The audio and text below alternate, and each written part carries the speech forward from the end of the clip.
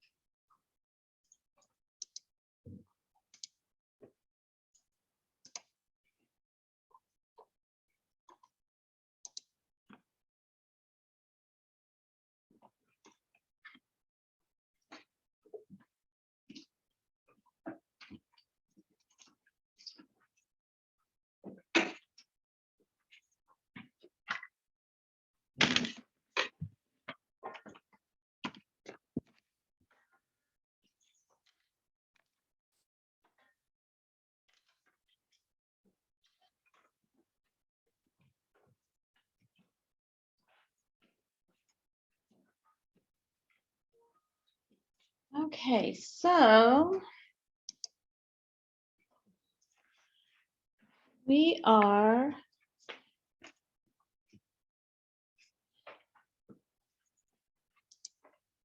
doing PowerPoint.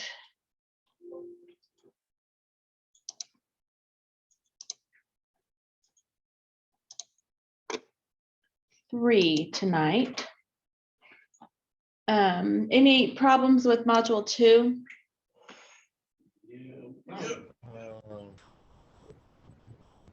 Not well. I had an issue with like the first project. It was taking me forever to really get it. But I also have distractions here. I have family that's town, so I have distractions here right now too. Okay, so the textbook project or the first part of the homework project? It was the first part. It was the first part of it. It's almost finished. But I didn't finish all of it. I was on I think the either 6th or 5th slide of it. Oh, okay. Okay. All right. And Jonathan, what were you saying you had problems with? The part where it was like where you do the starburst. Uh-huh. It was like traction or something like that. So I couldn't find that part. I went and corrected everything. I went and corrected everything except for that. And the Okay. like a modification of line, something like that, 3 boxes, block like the horizontally on. Yeah. It came back again. Yeah, sometimes getting those things exactly lined up, it is almost near impossible sometimes unless it tells you specifically, it needs to be at the 4-inch mark or it needs to be. And so I wouldn't worry too much about that. If you know how to move them, if you know how to use your guides to help line stuff up, that's kind of what you really need to know versus being able to get it exactly where they want you to have it. I did really.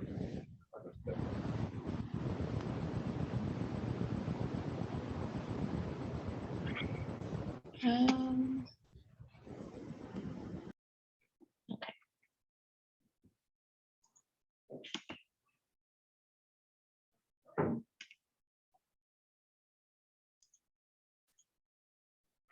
We'll see if that opens up. So we're going to do PowerPoint module 3 tonight. I'm sorry, was there anybody else that had problems with module 2? Same thing with the I didn't know what that subtract button was, and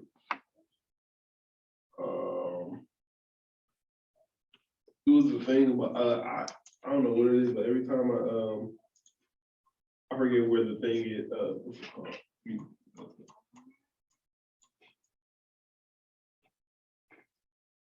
theme colors palette, please, is that in the format, The which color palette? the theme? Theme. color? Oh, yeah. That is in, see, I forget to. Um,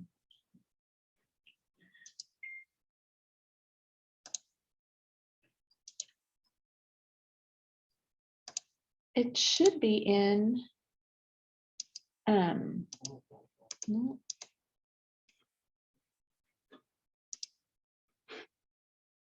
Oh, yeah. Click on there, you have to wait till you click on something and then it pops up on the format or something like that. If you go into the design tab, it's not a button like it normally is. The themes color is in your variant section on that design tab.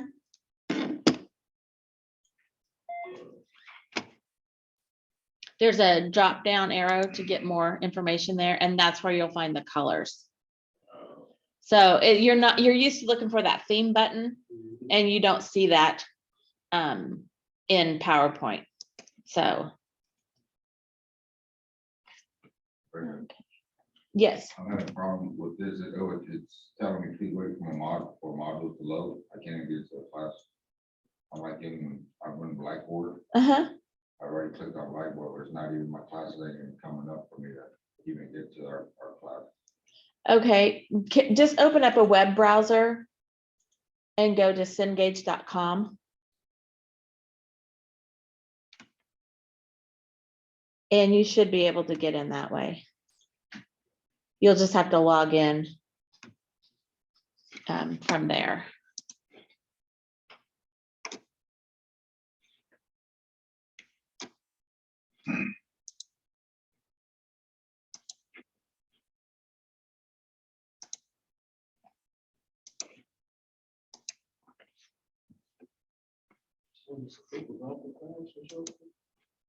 What? No, we probably just, that happens a lot in PowerPoint. People don't show up at the end. I mean, whether they were in class or at home, they kind of stop coming to class. A lot of them, they'll come the whole semester, and so they just kind of take some time off at the end. And a lot of them do PowerPoint on their own. And I mean, I teach this class online, and I have kids that just do it online, but I also have students who need to be in the classroom, and that's okay. Yeah. So, but yeah, that's why you see fewer and fewer people. And I expect we might have some pop up here, but I was a little late today, so they may be like, she's not showing up.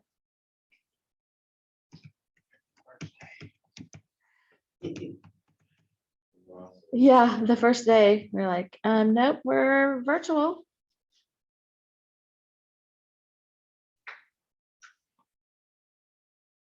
Okay, so in our module 3 PowerPoint.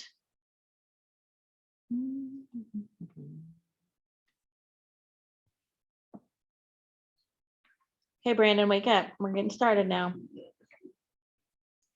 Do you work days or nights, or you work days? As soon as I get up.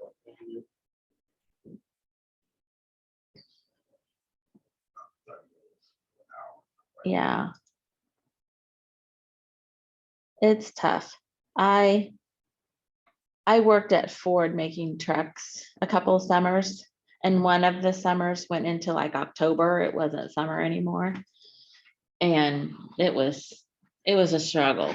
It was a struggle because you put out a lot of effort at Ford. Well, most jobs, there are some, if you know anybody that works at Ford, there are some that are a little cushier than others, but Mandatory overtime. So yeah. we had 10 hours to do the last pay period. We had 15 to do this pay period, and I'm pretty sure the 20 hours. Oh, wow. Wow. Okay, so our module 3 here, we're going to be, well, it looks like we only have 4 slides on this one. So we are going to put word art in, and I will just tell you, the homework project, I think it is, no, maybe it's this one. The Sleep Well Tonight is the word art we're putting in. And make sure that you read all the directions specifically and go back and measure what you have and measure, try to measure the location where they want you to have it, because a lot of people miss that, putting the word art in the right settings for the word art and the right placement. So just kind of a heads up on that one.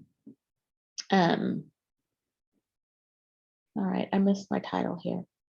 Oh yeah, we'll be putting some charts in and some tables as well. So we've done those things in Microsoft Word, and we're going to do them in here in PowerPoint. And it's kind of like the pictures. We can use the little icons. If we insert, oh wait, no, at home, if I do a new slide, we can use these like we did with the pictures, or we can just insert them by putting them in like we do pictures if we download them. So, okay. So we've got our PowerPoint open there. Oh gosh. Okay.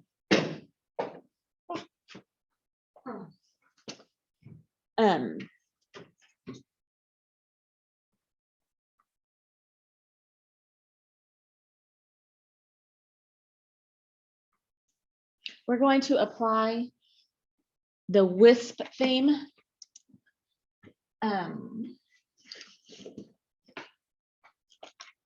It's amazing the difference my computer glasses make by allowing me to read the computer versus just my regular glasses. I don't understand it, but it does help me. So, all right, so we need to go just where I was. Oh, who's trying to? Okay, that's fine, Tamika. Design tab, and then the WISP is kind of a yellowish, greenish, whitish. We're doing that on a second. It'll be for the entire presentation for right now. So since I already added another slide, you'll see it on both slides. It is this, no, this one right here, WISP. WISP. Okay. There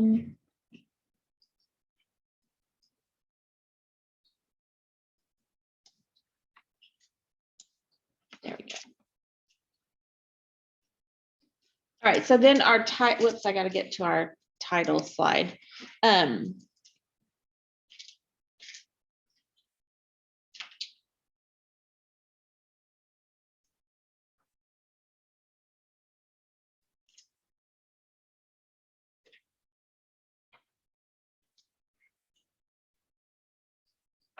Oops, let me get to the.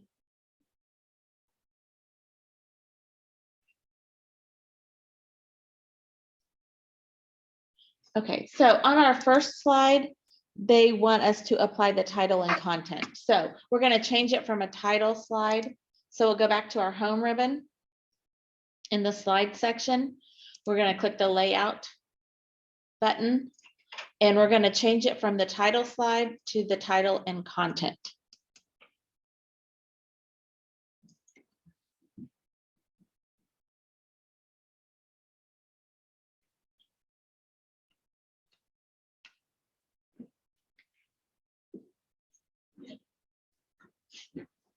We're going to click our title here.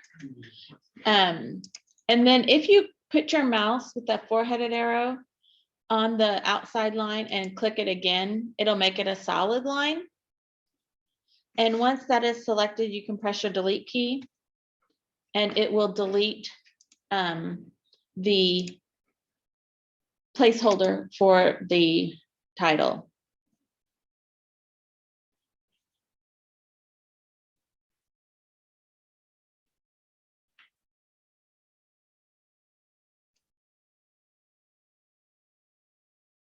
We're going to insert a chart. So we'll go to our icons here and find the chart button, which is the top row, the middle one. Click on that to insert a chart. And we want to choose a pie chart.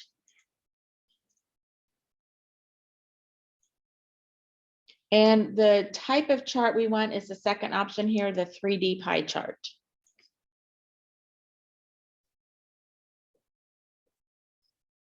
Then we'll click the OK button. And we will see a little screen with Microsoft Excel pop up so that we can insert our data to go with the chart.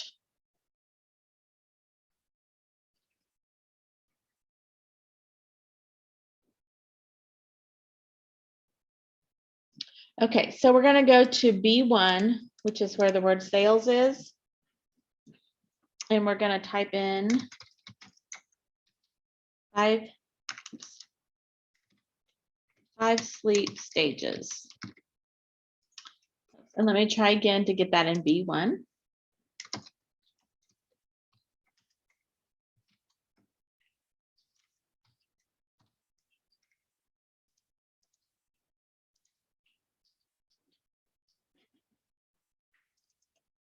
Okay, let me try that again.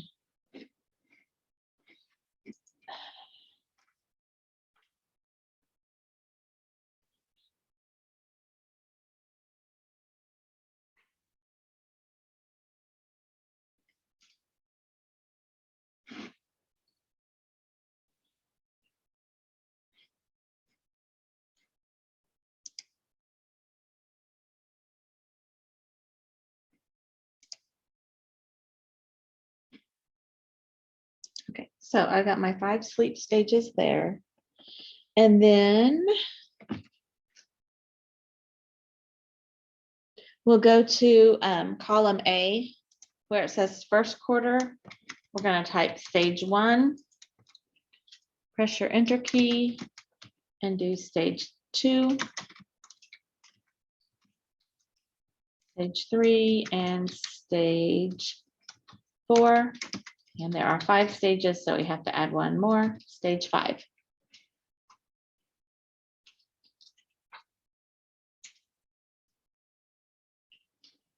Oh, sorry. This one is REM. REM. We'll go to B2.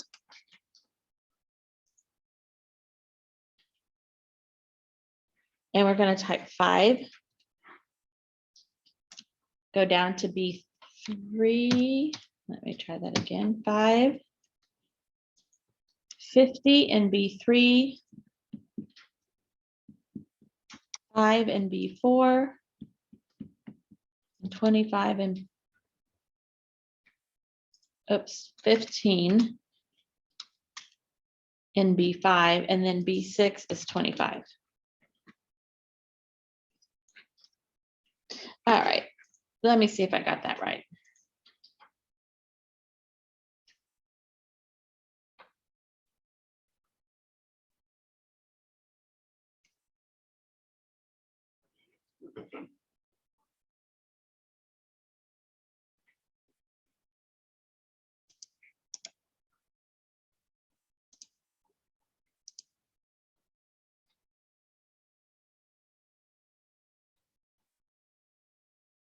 Okay. So we can close out of our worksheet.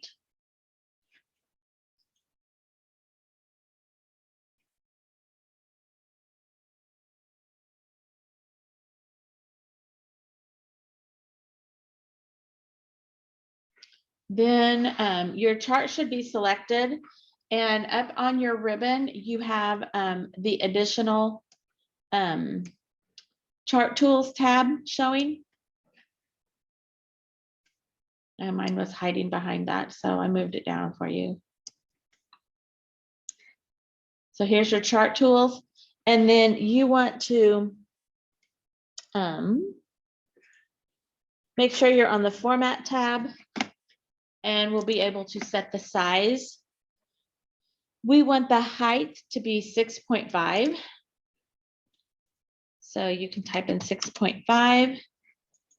And then the width is going to be 10.5.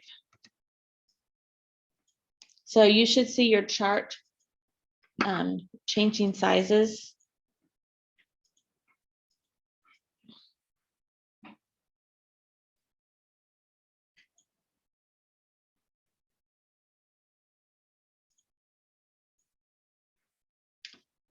Now we're still going to stay on our format tab, and in our arrange section, we'll go to the alignment button. And then we're going to click on that drop down arrow, and we want to do align center.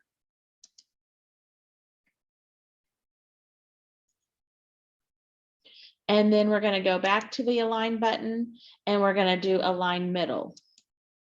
So now that is putting your pie chart right in the middle of that slide that we have.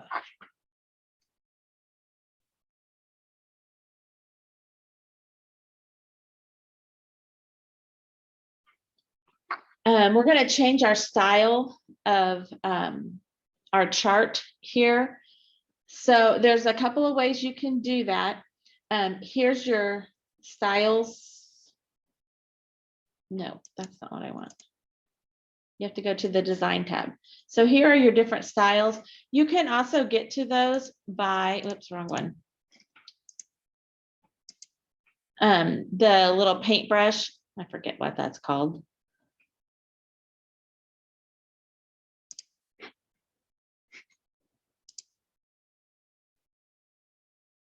What is that called? Oops, undo that.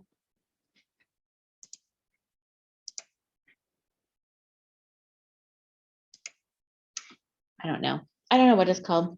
Chart style button. I should look at my computer. It will tell me. So we can go to the chart style button. We want style 5. So either way, you can come across and find style 5.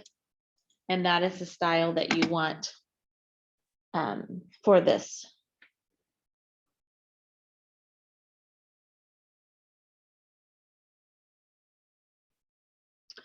If we click the center of the chart,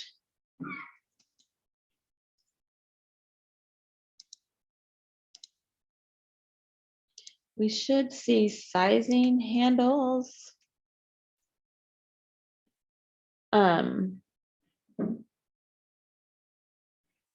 Around each shape.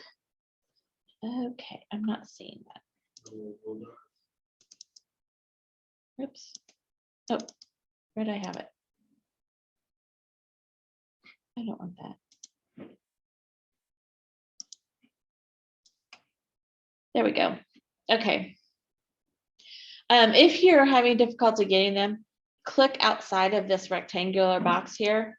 And then when you click back on the center, you'll have all the sizing handles around each slice of the pie.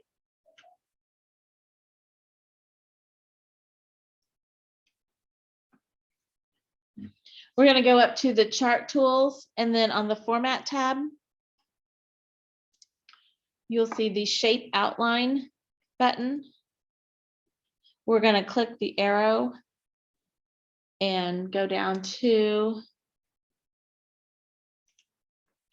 dark red, which is the first color in our standard colors. So make sure you come down to that standard colors part. We'll choose dark red as our outline of our border color.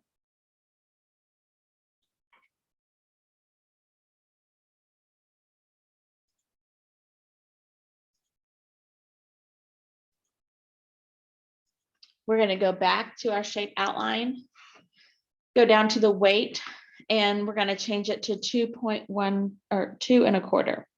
2 1/4. So it just makes the outline a little bit thicker.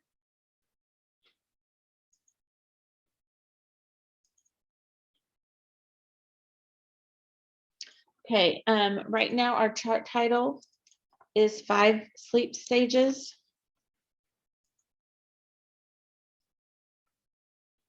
And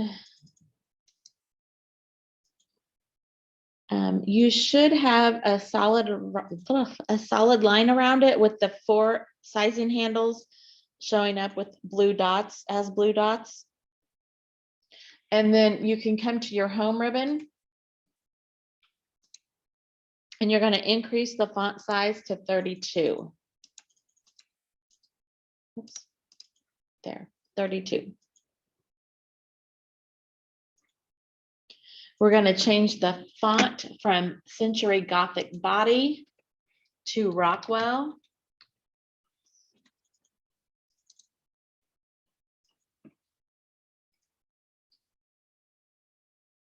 And we're also going to click the B for bold. Oh, wait, hold on. That's the wrong one.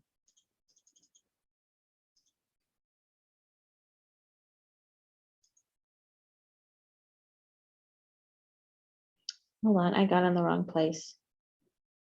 Change the font title to Rockwell. Oh, okay. So this was bold. Oops, right? Or was not bold. Let me go back. Voted. It is bold. It's already bold. So we just need to change it to Rockwell and 32 point. Okay, then the next one, it's right there. We're going to click the legend down here at the bottom. Again, you want the sizing handles around all of that. Whoops.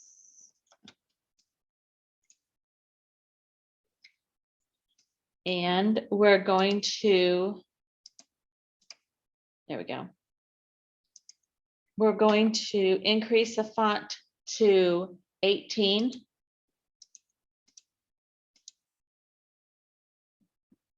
And we're going to change the font to Rockwell. Should be in your recently used there, so you can just grab it. And then here we are going to click the bold button.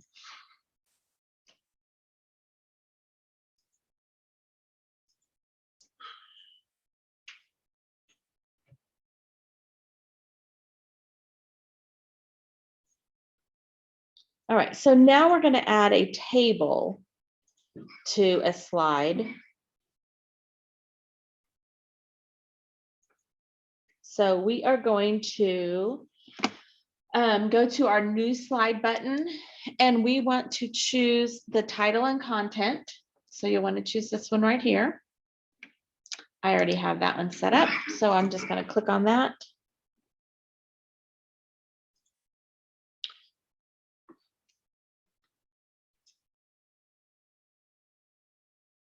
We're going to go to the table icon here in the middle, and we want to make our table the number of columns is going to be 2, and the number of rows is going to be 5. So you can use your little click up arrows, or you can just type it in there, however you want to do it. And then when you click the OK button, your table is going to be put in there, 2 columns, 5 rows.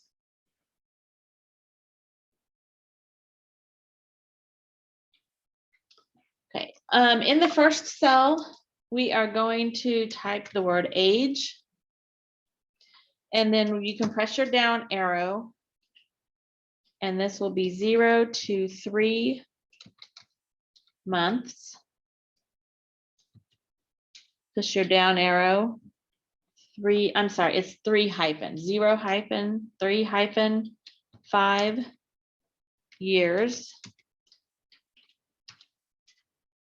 Arrow down, 14 hyphen 17 years. Your down arrow, 18 hyphen 64 years.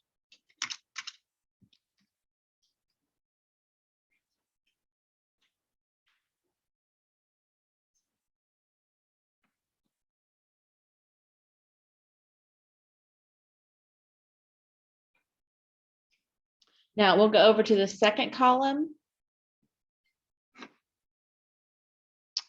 And in the top row, we're going to type minimum hours.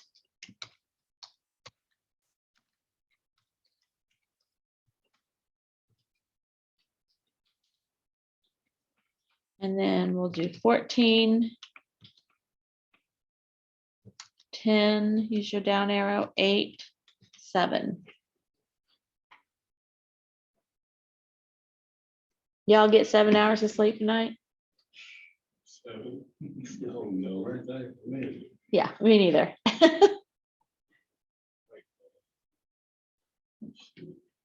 Okay, so now we're going to apply a table style to this. So as long as you're anywhere in that table that's been created, that is good enough. And with the style that we apply will apply to all of the table. So it doesn't matter where you're at. In our table styles gallery, we're going to use our more button to expand that gallery. And you will see that they are broken up into the best match for document, lights, mediums, darks. So we're going to go to medium style 1, which is the first one in the medium style section. Oh, sorry, accent 4. So 1, 2, 3, 4. 4. So it's going to be green. It's going to be in the 5th column, actually.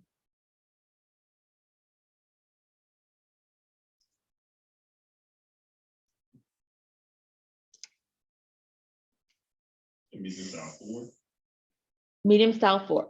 Medium style 1, accent 4. Oh. Medium style 1, accent 4. You know, right up on where it said medium, it's going to go to your right. Gotcha. Okay, so it's got greenish color. All right, we're going to go to the edge of our table. And so the whole table is selected, but you don't see your insertion point in any of your cells. Okay, you just want to click on the outside edge of your table. And so that has our whole table selected. And then we're going to click the borders arrow. So right underneath the shading, you have the borders arrow. We're going to click that and click all borders. So now each cell has a darker border around it.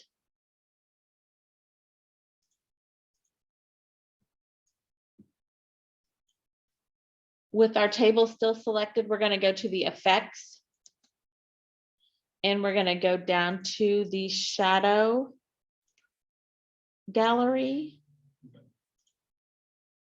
And we want to find perspective upper left. And this is down here in the shadow, down here in the perspective. You want the upper left, which is the first one. That does not look like upper left shadow to me, but hey, I'm not a shadow person, so. You pick all borders on borders. Yeah.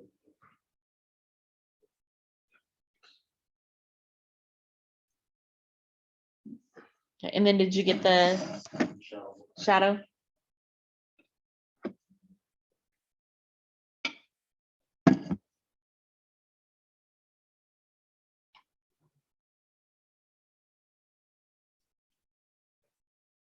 Okay. We want to go to our table tools layout tab. Your table should still be selected. Table tools layout tab. And then we're going to click in the 18 to 40 or 18 to 64. And then we are going to come to the rows and columns section of our layout tab. And we're going to say insert below. So it's gonna add another row below that for us. So most of us live past 64, so we're gonna add a 65 plus category. Oops. And then we'll go over to the hours and type 7 in there as well. So I'm not sure why we couldn't have had 18 to 65 plus, but, or 18 plus, but hey, whatever.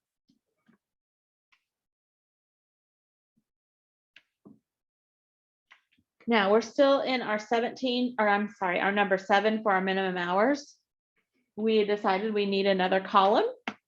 So while we're here in the second column, the last row, we're going to come up to our rows and columns. And we're going to do insert to the right.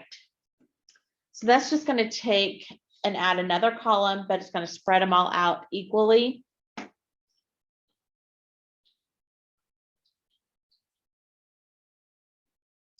And then we'll go up to the heading of that one and type maximum hours.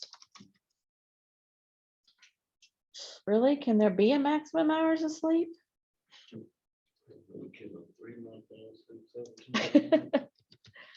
All right, so we all want to go back to when we were 7 or to when we were 3 to 5 months and sleep 17 hours, don't we? 13, 10, 9, and 8. Okay, I know a lot of 65 plus people, they sleep more than 8 hours a day because they sleep about 6 at night and then they sleep about 3 or 4 during the day napping.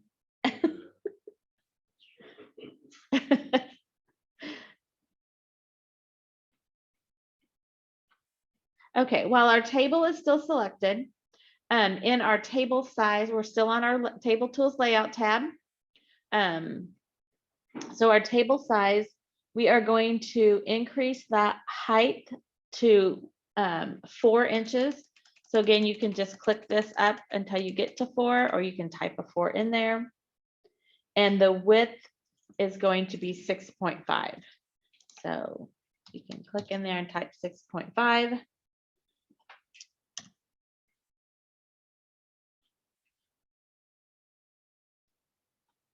So that makes it a lot narrower.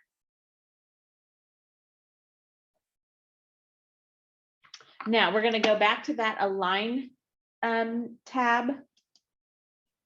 And we are going to choose align center.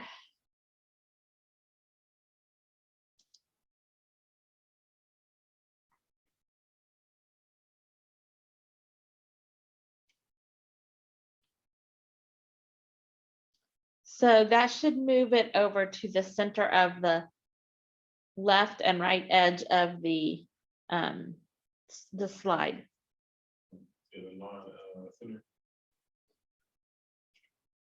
It's centered between the left and right edge of the slide. So it's not centered under the title, where it says click to add title.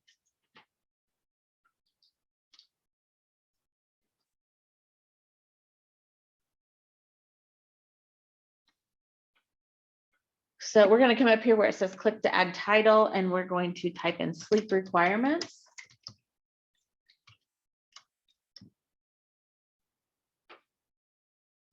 And then you can either select the text, or you can click on the outside border until it's a solid line and then change it to the Rockwell font.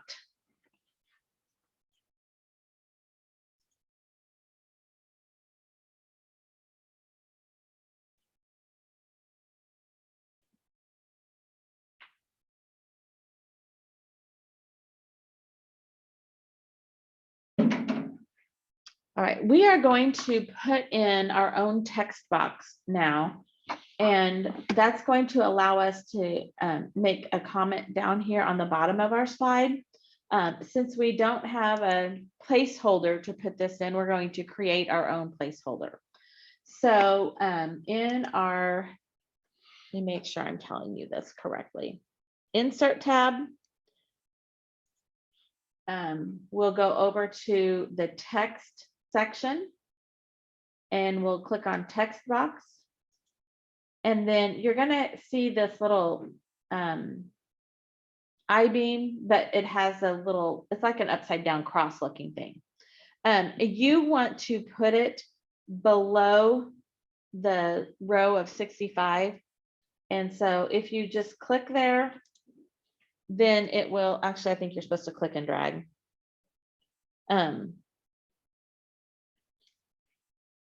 As we type source, if I spell it right, source, National Sleep Foundation.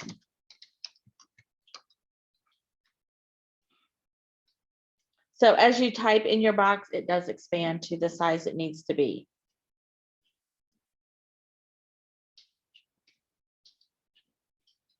We want this font to be 20-point font. Down. What? Mine is going down as I type. Oh, okay. So, like this. Yeah. Yeah. So just take your bottom corner and drag it over this way.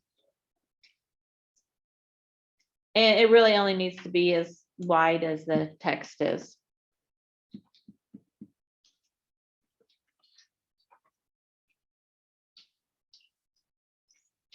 Okay, so then when we have it, did I get mine to 20 points? I don't think so. Okay, we'll make it a 20-point font. And then see, I'm gonna have to adjust mine because it's not wide enough now. There we go. And we're going to use our four-headed arrow. And we want to move this so it's centered under the table. So you should see that guide come in the center of your slide. And once it's on that center line, then you can release it.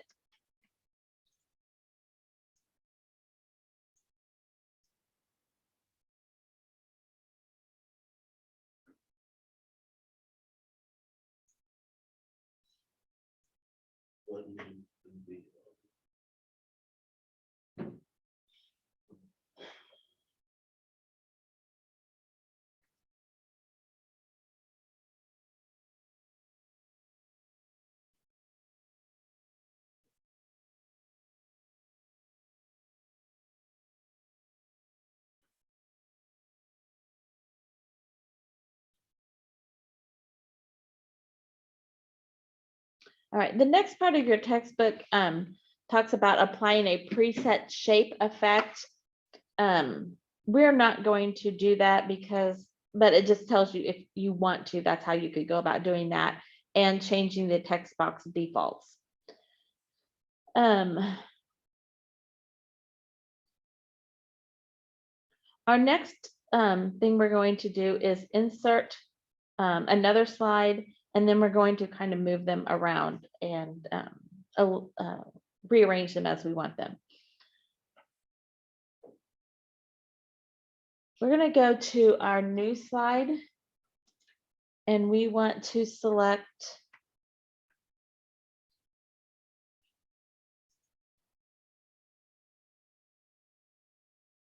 yes. We're going to go down to the very bottom one where it says reuse slides. And then we are going to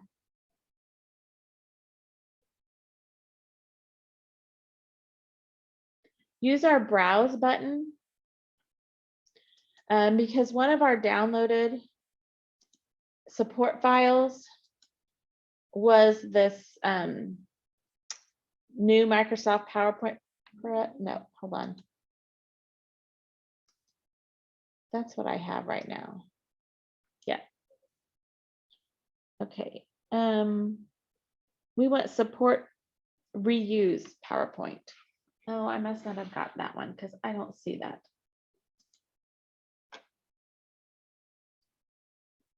So let me try again.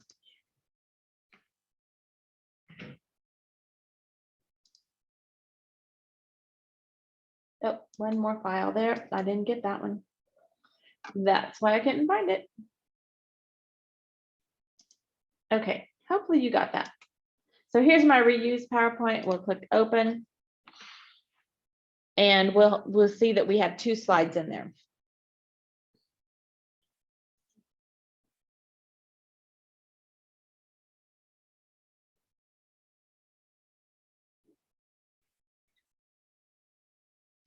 Now we can right click on either of these slides and you can choose insert all slides. So it's going to insert both of those slides and they should now be in positions 3 and 4.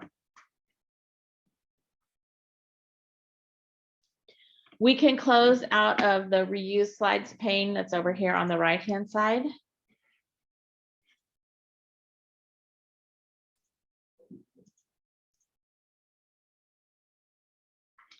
All right, down here in your status bar, you have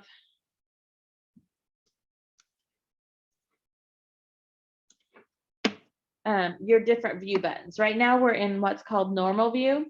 We want to move over to slide sorter view, which is just the next option over, which has those 4 little squares. The other thing you can do is go into your view tab up here and choose the slide sorter view. So either way, as long as you get to the slide sorter view, you're good.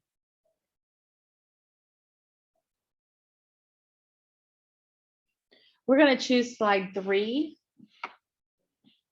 And we're going to just click and it'll have a red line around it and you're going to drag it to the very beginning. So it is now slide 1.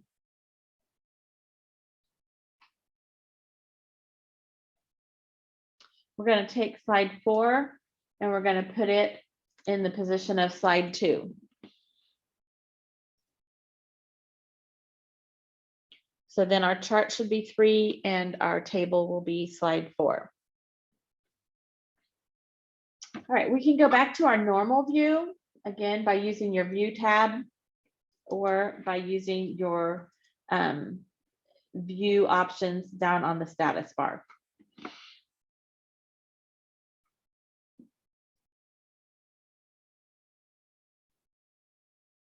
Let's go to slide 1. And we are going to delete this picture and replace it with a different one.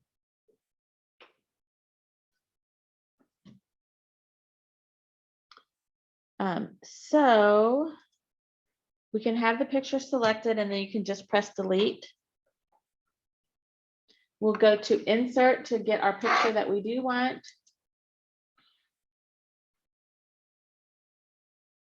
So go to insert and then select pictures. And then this is where you'll go to your downloads and we want the support PPT3 bed.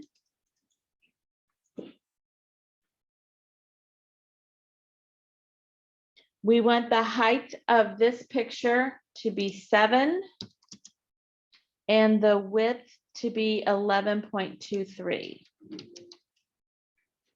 Now, mine is changing proportionally, so you'll have to go into your dialog box launcher and take the lock aspect ratio off so that you have a 7-inch height and 11.23 width.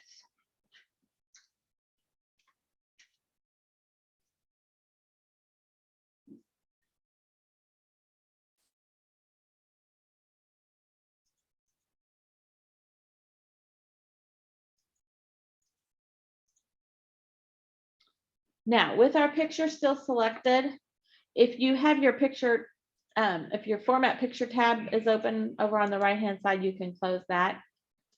With our picture selected, we're going to choose the crop option over here on the far right edge where the size is. When you click the crop option, you get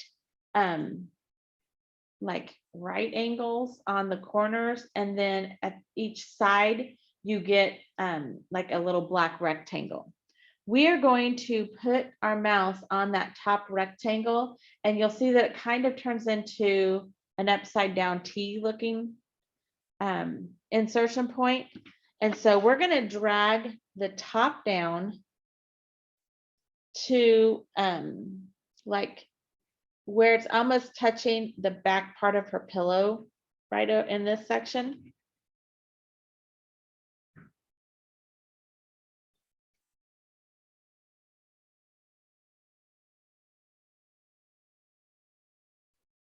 Okay.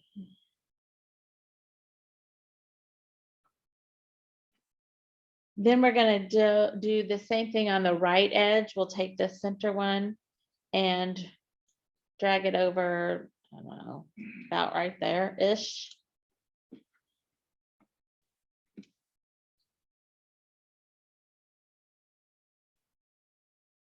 Now, if we come up and click the crop button, it will remove all of this part from what we're seeing right now.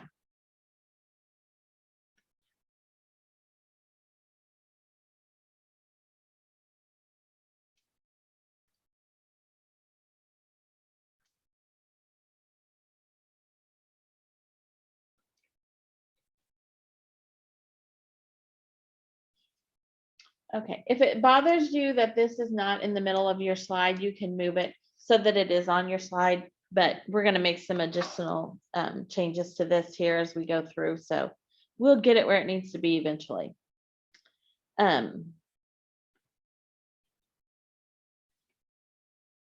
Okay, we are going to come over, we still wanna be on our Picture Tools Format tab.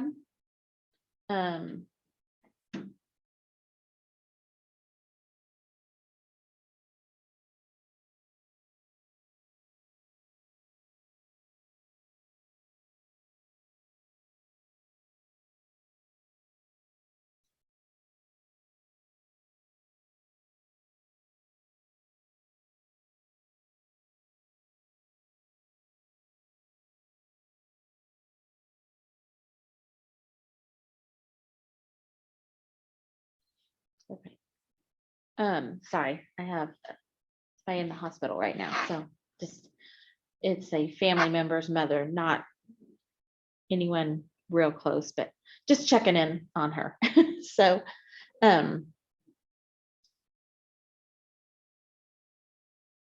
we will go over here to the recolor section, or I guess it's called the color button. When you click on the color button, you'll see the color saturation, the color tone, and the recolor.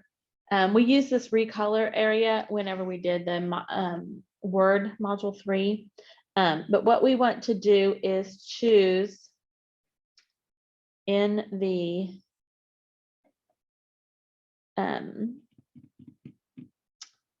color saturation, no, the color tone.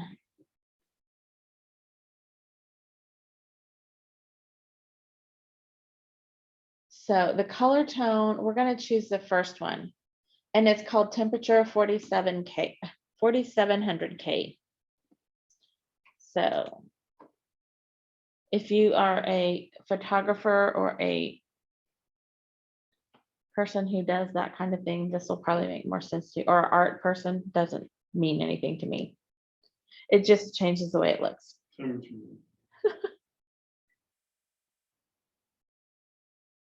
Okay, we still have our picture selected. We're going to go into the artistic effects. Yeah, the temperature is 53. No, the very first one, 4700. Then we'll go to the artistic effects, and you can put your mouse over different ones there and kind of see what they all do. You might find that's kind of cool looking. We're going to choose the crisscross etching. So this is the third thumbnail in the fourth row. Crisscross etching.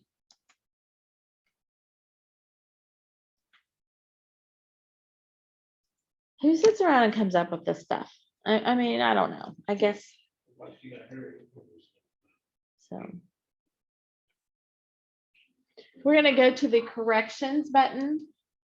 And we've worked with this before, the brightness and contrast.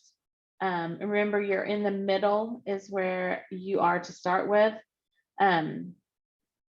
brightness goes less, brightness goes more, contrast goes less, and then the way down contrast goes more. So you don't have to remember that because you can just search for the one they want.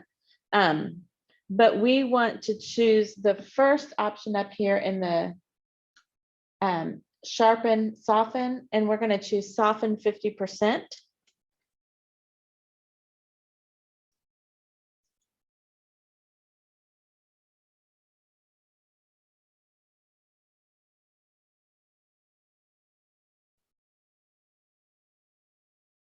And then we're going to go into our picture styles. And you'll see your live preview show up if you kind of go over each one of those. We are going to choose bevel perspective. And if you're looking at your textbook, your layout may not be the same. Like they have 4 rows there. Well, I only have 2 rows. So I'm going to have to kind of figure out which one it is, but I think this is it because it's kind of laying back that way. So this will be the bevel perspective that we'll set.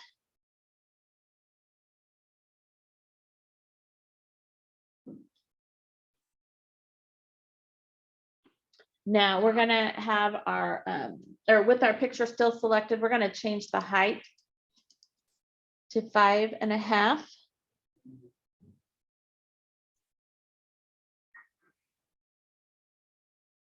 And it looks like it changed automatically. So Perspective, farmers do you get it? Yeah. Okay, so I'm going to come back in here and I'm going to click on my lock aspect ratio before I make the change to that picture. And then I'm going to make the height 5.5. That doesn't do what they showed me in the textbook. So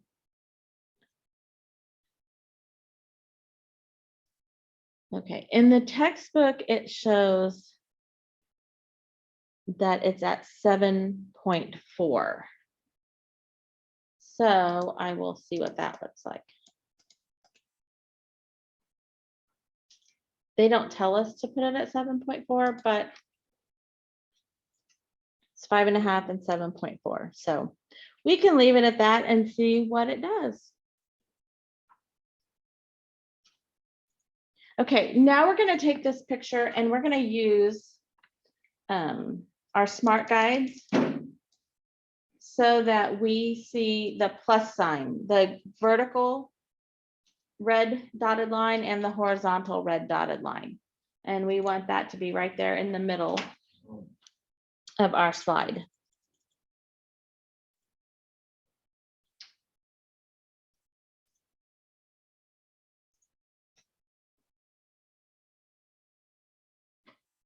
And then we'll go over to our align section in the arrange section, the align button. And we want to align this at the top. So it's going to move that all the way to the top. Now, if it were me, I would have said, use your center to get it there and then put it at the top of the slide and you get the same thing. So anyway, if we move that to the top. So it's the top of the box that's around it, not the top of the picture. Next thing we're going to do is put in our word art. Have you guys worked with word art before?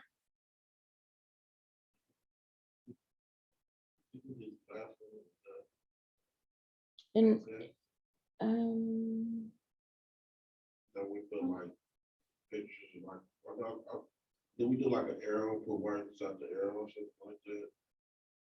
I thought we did like that in Access. in Access, I don't think we would have done it in Access. Last week we put some pictures in something, a shape. Yeah, so it's kind of similar, but we can type out our words and then we can make it into lots of different shapes that are preset. So we're going to go to our insert tab.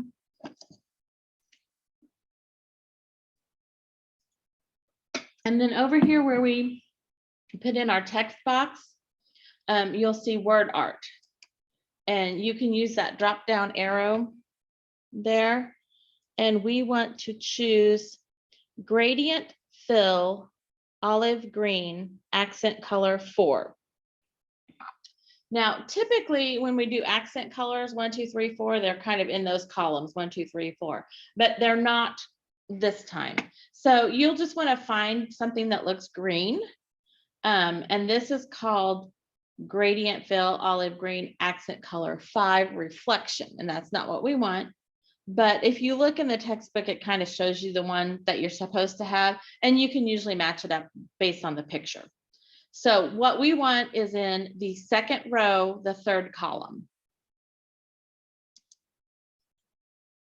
And then it'll put a little text box in the middle of your screen, and you're just going to type sleep well tonight.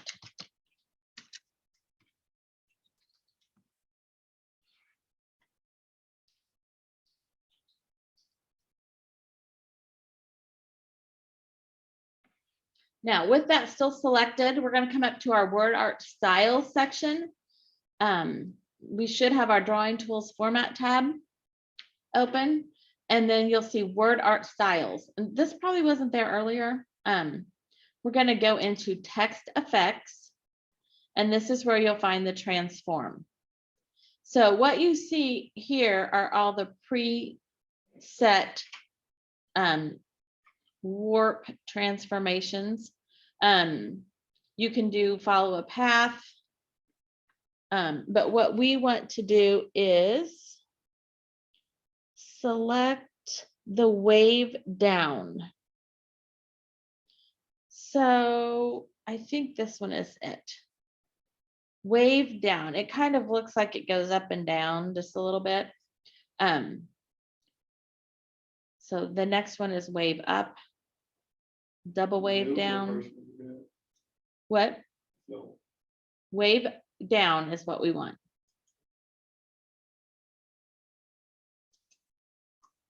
Okay, so it just kind of puts a little this, whatever that is, wave to it. Okay, now. Same as arc down, or? No, it's not. It is. Let me see. So 1, 2, 3, 4, 5 rows down. The first one.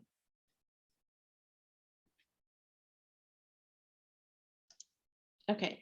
Now that you have that selected, your word art is still the selected item on our screen. We're going to go to the height, and we're going to set the height to 1.5.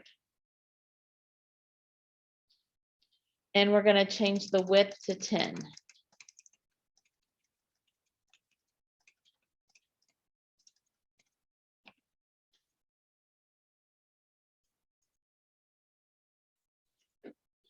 Now you'll see in your textbook, if you're looking at your textbook, we are going to move, and you'll have to either click outside of it and click back on it.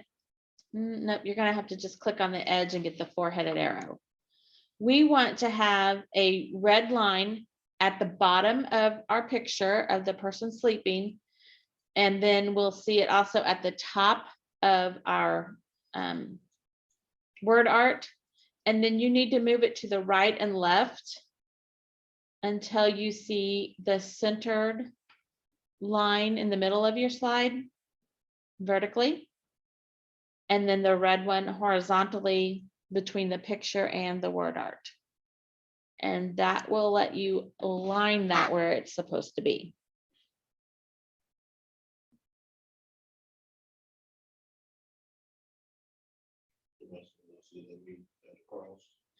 Yes, you will. You should see this. Okay. All right. Now we're starting to dig down really deep into stuff, like kind of like when we were in Excel and we got into the charts of doing stuff that you'll probably never ever do. That's kind of the area we're getting into here. But still knowing that you can do this, when you get to a point where you're like, oh, hey, I see where this would work really well. We're going to go in and do some 3D rotation of our text now. This is one of the reasons that I always tell students, put in all of your words first, get your presentation made, and then go in and play with all of this stuff, because you can spend hours and hours doing it. So we are going to go to our text effects. And this is where we went into the transform, but now we're going to go to the 3D rotation. And we're going to go into the perspective section. And we want to choose above, perspective above. So this is in your perspective section. It's the second row, the first option.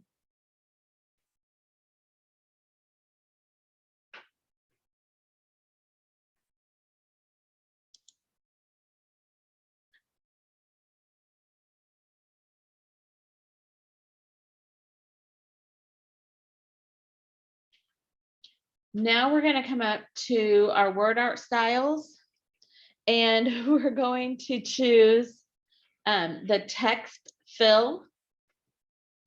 And we are going to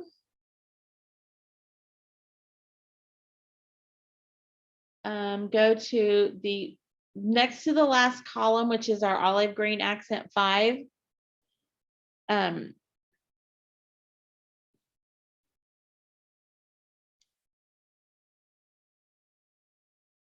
And if we deselect, I'm just going to move my mouse off of that. You'll see that it's a little bit lighter and it's a gradient. So we're going to change it to this, and you'll see that it becomes a solid color. So we'll choose the olive green accent 5.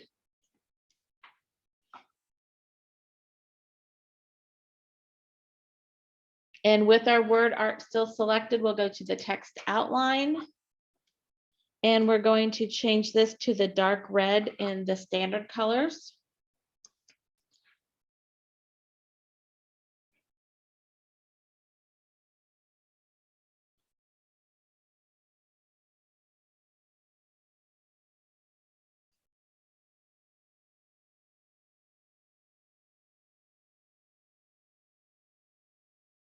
Okay, then we're going to go to slide 2.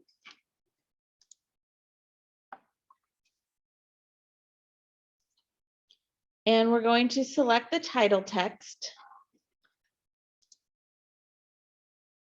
And we are needing to select actually by clicking and dragging, because we need to select the actual text. And then we're going to go to the drawing tools format and choose the word art styles.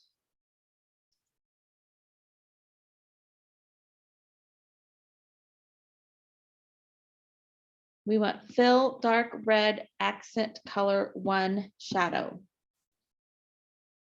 Fill dark red accent color 1 shadow. So this is the second option in that first row. So what this is showing us is we can either start word art from scratch and type our word art in, or if we already have text typed, we can select it and then apply word art to it.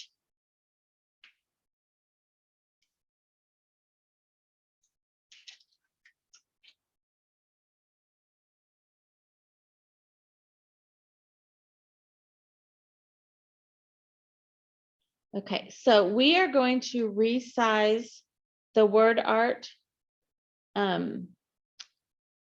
proportionally, it says. So we are going to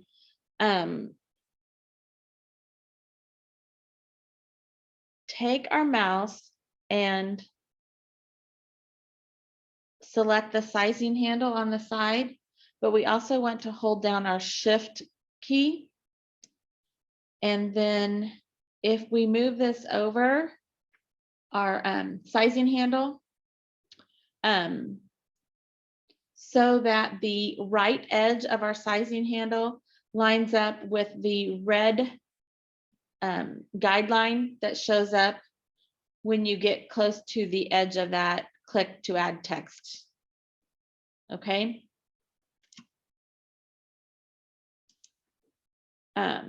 So versus doing it this way and getting it approximately right,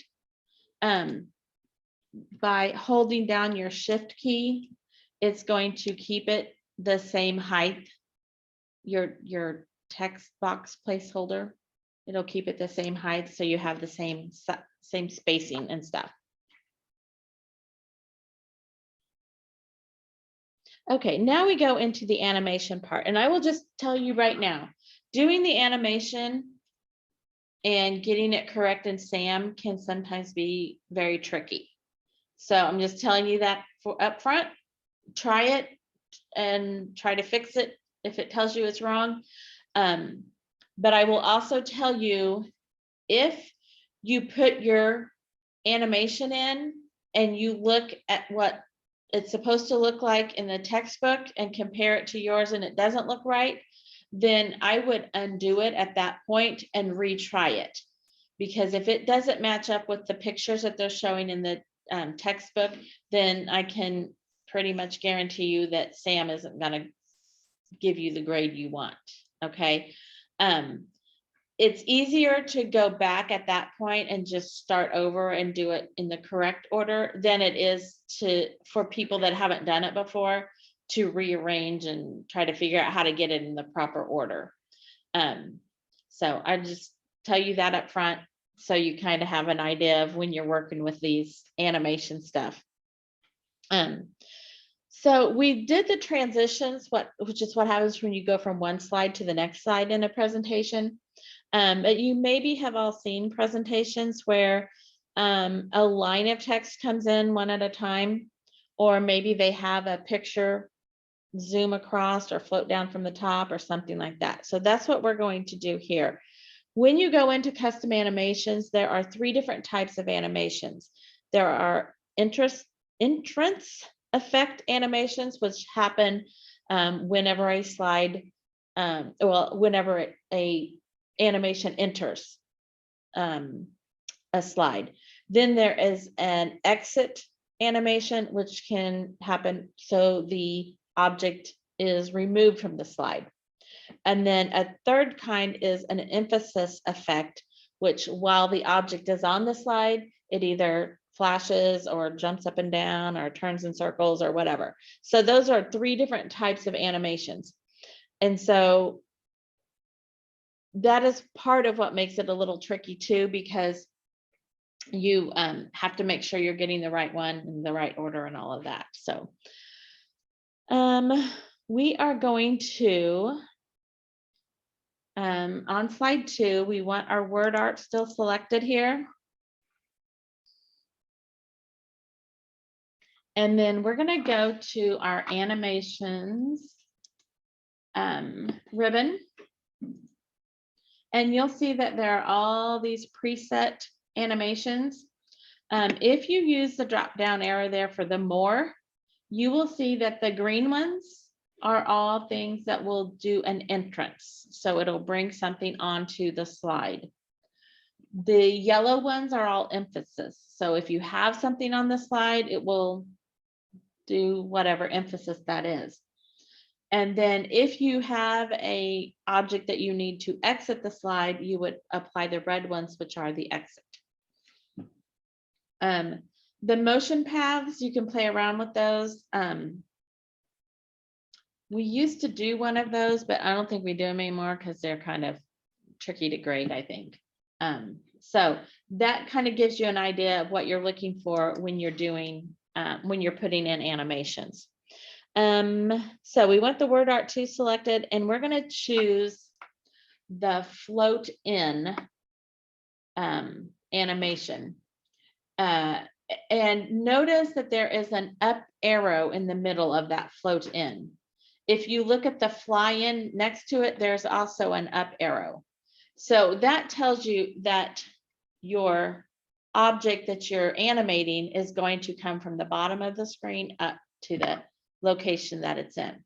So you can do float and you see it floats from the bottom.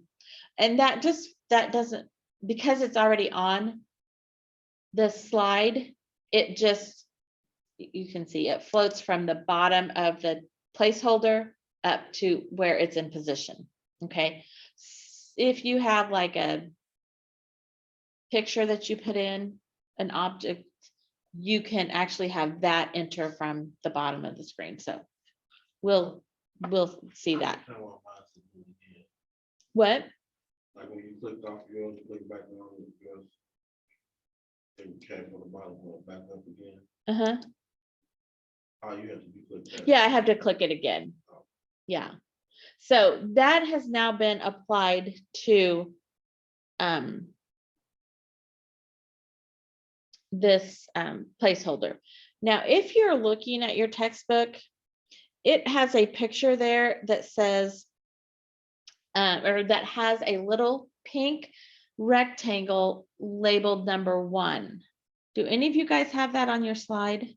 Right up here in this corner, a little pink number. I don't know. Yeah, I never do either. So what I do is I go into this advanced animation section here and I click on my animation pane, because that gives me over here a list of what I have animated on this slide.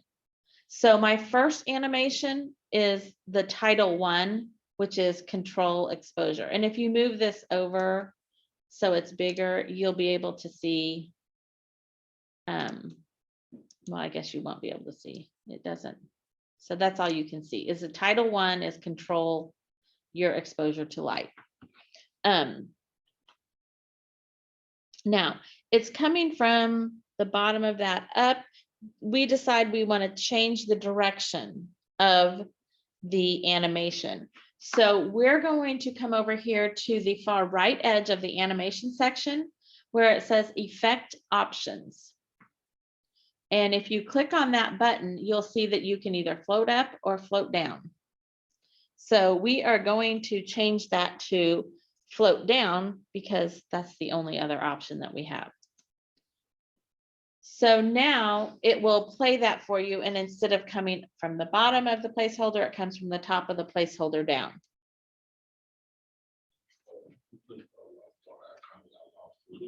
Okay. You clicked on the. Yeah. So here's your effect options. Yeah. And you'll use that and it change it from float up to float down. Okay. Okay, this next part is where a lot of students get points taken off, because there's lots of different steps to it and they're just little itty bitty minute things. So what we're going to do is, if you look at this timing section, this animation will begin on the mouse click. So when I click to go from slide 1 to slide 2, that's starting slide 2. So this animation will begin when I click that mouse to go from slide 1 to slide 2. It will automatically go, I think.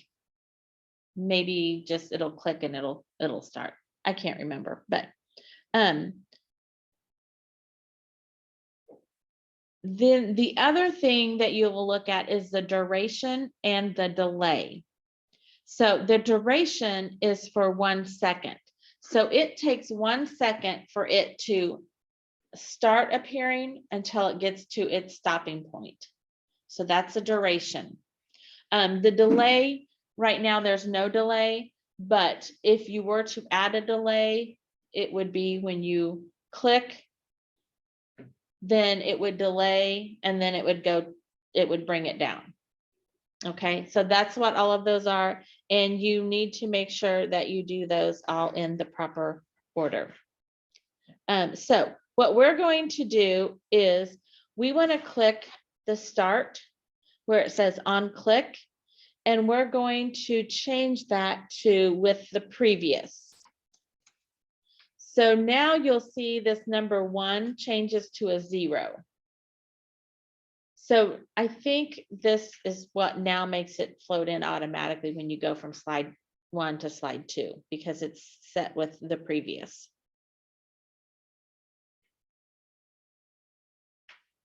Okay, so now you can either click the preview that's over here on the far left-hand side of your ribbon, and it will show that to you, or you can click the play from over here on the animation pane. If I go to slide 1 and then I move to slide 2, because we set that with previous, when I click that, you'll see that that comes down automatically.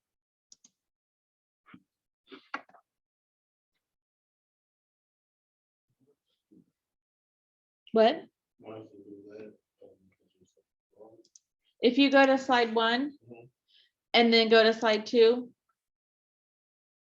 you have to go into actual slideshow to see that happen. So when you're in the slideshow and then you go to slide 2, that's where you'll see the animation happen.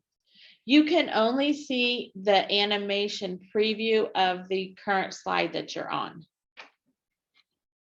So that's where you see the preview will show you what that does.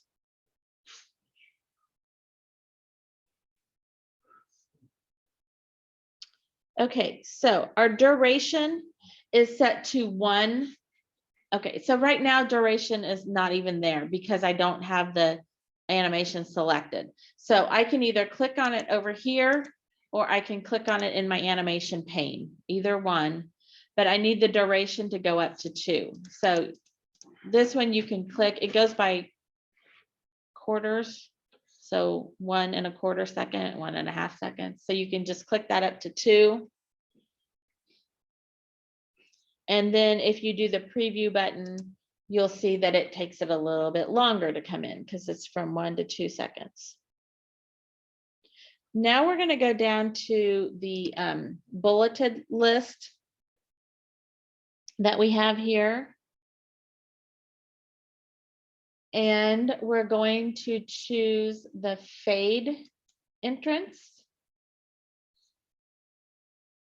So you'll see they come in kind of faded and then they show up, but they came in a lot quicker. So they're set to 50, or I'm sorry, half a second is what they're set to. So we're going to change the duration to 2 seconds.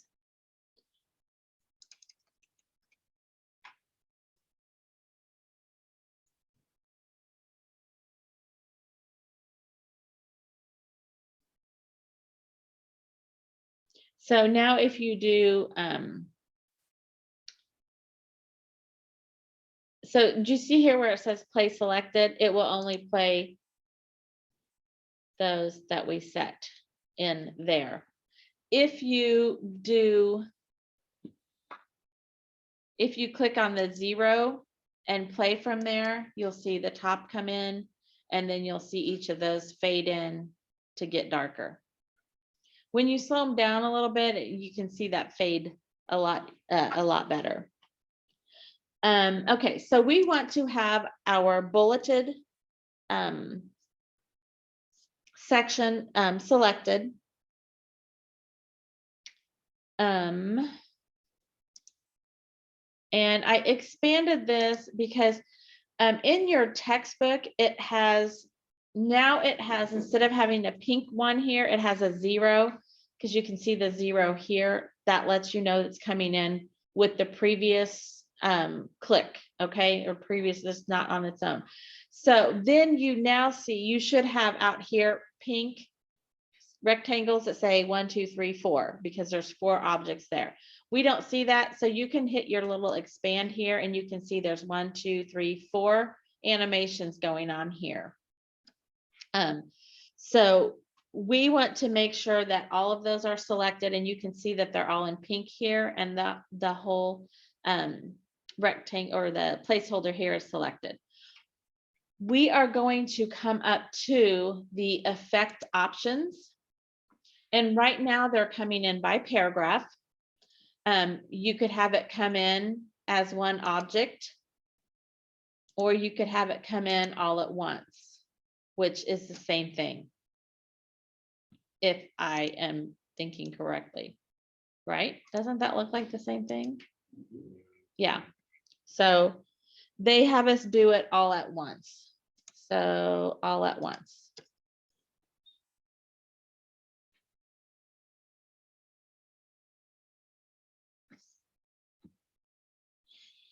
So now if you'll notice your animation here, instead of it being 1, 2, 3, 4, it's now all one because it's all one unit of coming in.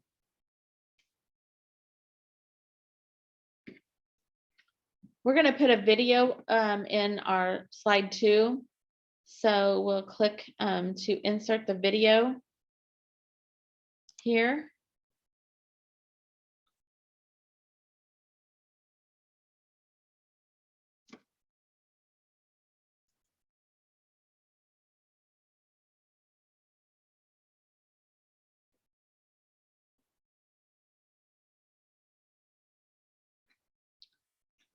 Okay, this is taking too long. Okay, you can click on work offline if you need to because it's taking too long. So we're going to do browse because it's something we downloaded already. And it should be this awake MP4 video, and we'll insert that.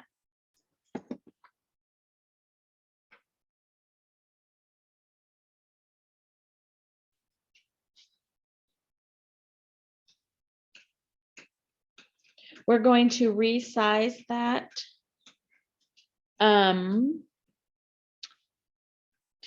So here's our video height.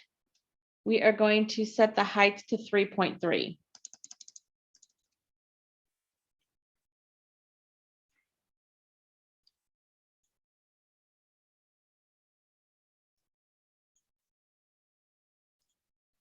Okay, then we're going to use our guides. We're going to line this up. We should have a guide showing on the right edge of the slide,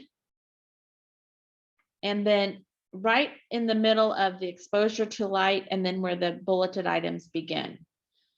So make sure you have your guide on the right edge, and then right between the control your exposure to light and the first bulleted item.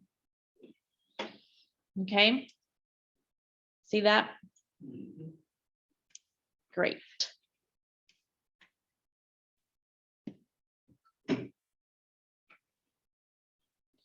Okay, with our video clip here selected, we're going to come over here to the corrections. And we are going to choose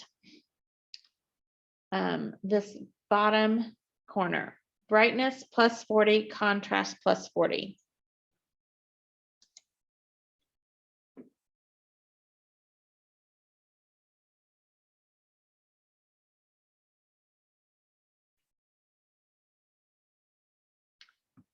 All right, so now with our video selected, we have our video tools, and we're in the format tab. That's where we made those corrections. We're going to go to the playback tab now. And in the start, we are going to change that to automatically.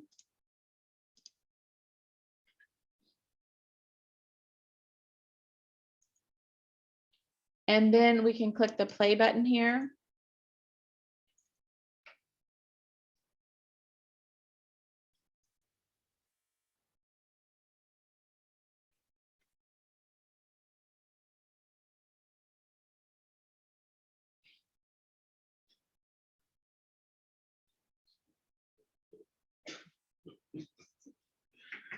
Okay, that's a really long video to have in your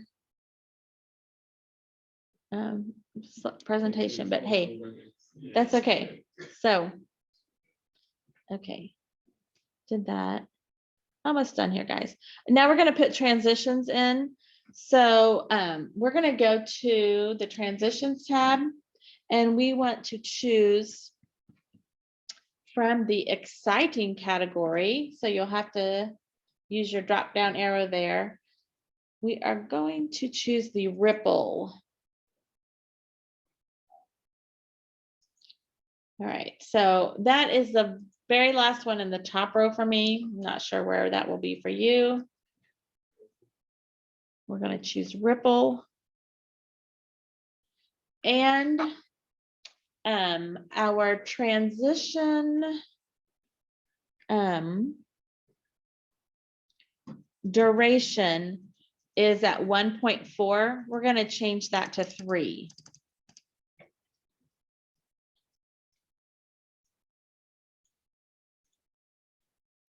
And so now if we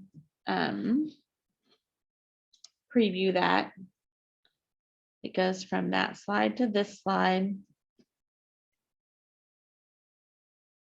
Now, we might want to save this.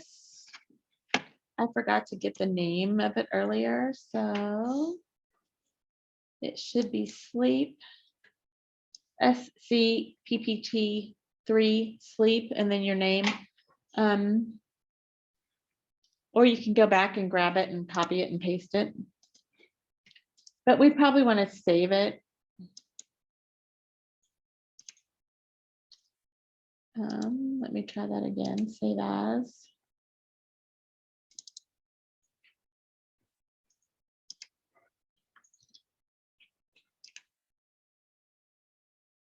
Okay, then we're going to run our slideshow.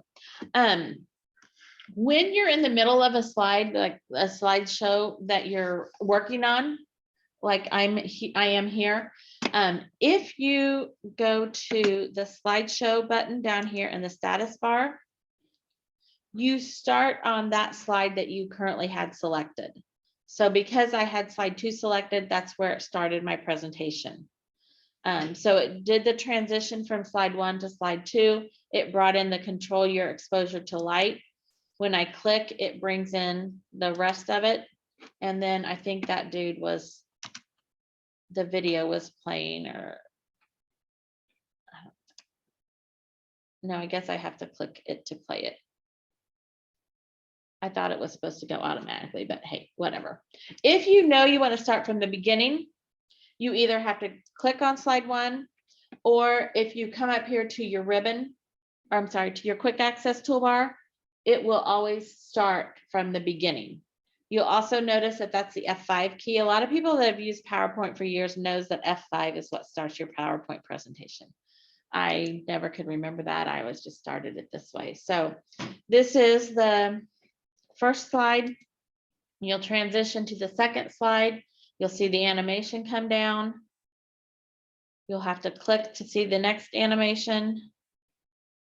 And this is when the video starts, because it's moving. And so I have to talk about keeping your cell phone away from you, covering electronics that emit light while I'm waiting for this video to finish up, avoid bright screens. How many of you go to bed looking at your phone? Is it a night phone? Huh? Is it a night phone? No, looking at your phone. You go to bed looking at your phone? No, you guys are good. I'm horrible. I read it. I read my screen and then I go, and I'm like done. But yeah, so then I'll go on to the now. Okay.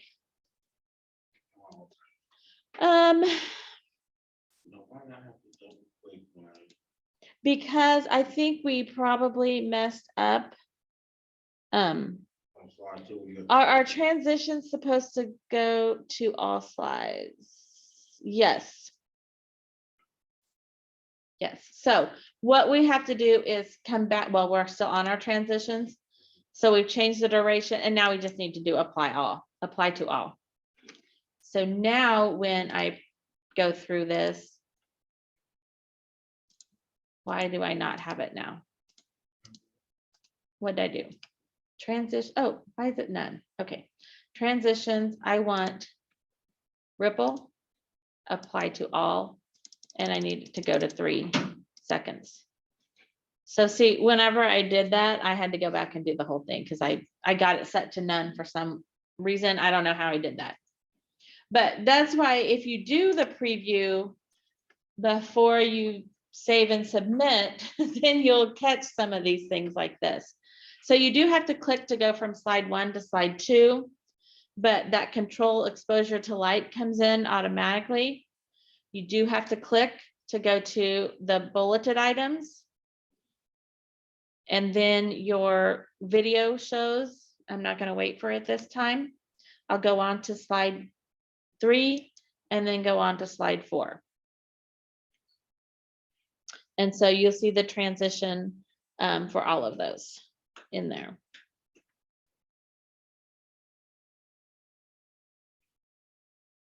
So you may want to save this again. You probably know you can press the escape key to get out of a presentation while you're in the middle of it. Okay, and then you can submit it, see how you did. And if I'd been on time, we'd be done by 7:30, which is what I told my sister, I'd be done by 7:30.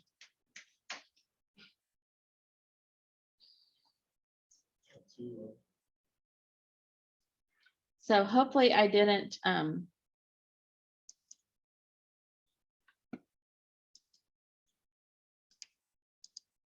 hopefully I didn't screw up too bad and miss something that you're going to get counted off for.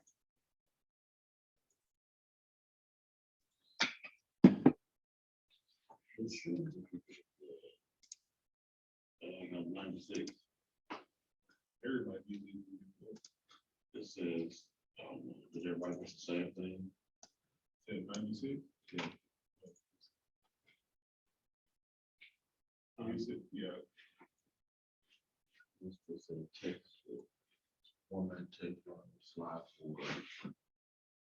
So the text one should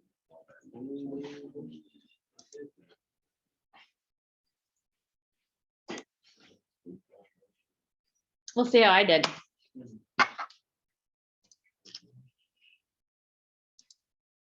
Oh, I got a 96 too.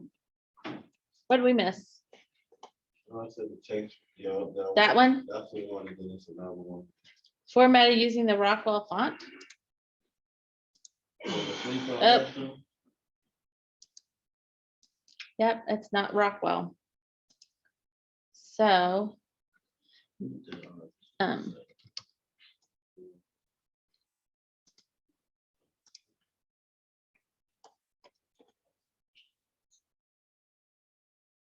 and then what was the other one?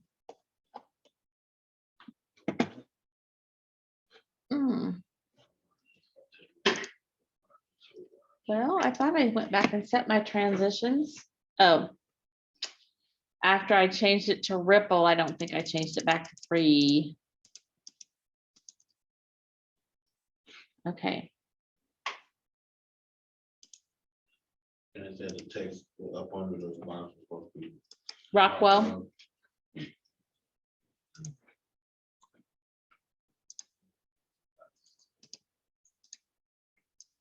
Did you say something about 3D, the pie chart? About what? Mine said something about the pie chart. Oh, mine didn't. I don't think.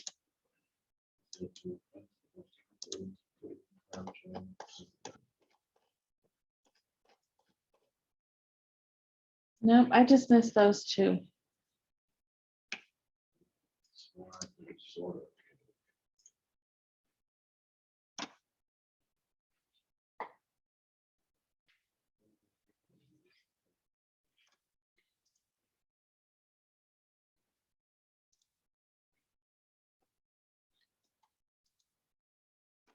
Well, it didn't like that. Wait a minute, was that my first submission?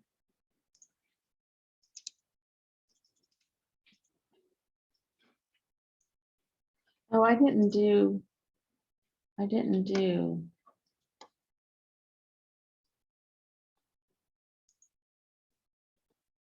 Up here.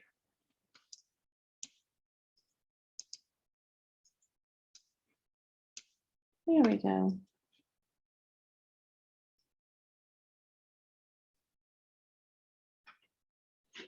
Well, wait, where do I go to? See, I don't do this very often. You have to go back and then Yeah, you gotta go out. do again. Yeah. Reset the X. Okay. So I'll put this over here. Took a long time for mine to load. Did it your guys's? Yeah, sometimes.